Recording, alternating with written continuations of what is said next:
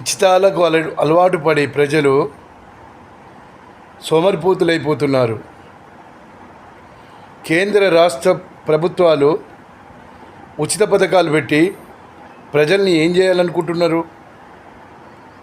ఈ ఉచిత బస్సు ఏంది, రైతు బంధులేంది, ఉచితంగా డబ్బులు ఇవ్వడం ఏంది, ఇవన్నీ నీచమైన చర్యలని నేను ఖండిస్తున్నాను.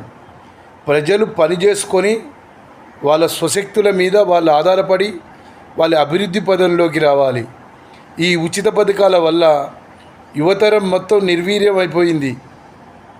ఉచిత పథకాలు పెట్టి ఉద్యోగాలు ఇవ్వకుండా యువతరాన్ని సర్వనాశనం చేస్తున్నాయి ప్రభుత్వాలు. మీకు చేతనైతే ఉచిత విద్య, ఉచిత వైద్యం ఇవ్వండి. ఈ రెండు తప్ప ఏ ఉచితాలు వద్దని చెప్పేసి కేంద్ర రాష్ట్ర ప్రభుత్వాలకు కోరుకుంటూ యాదగిరి రాజయోగి.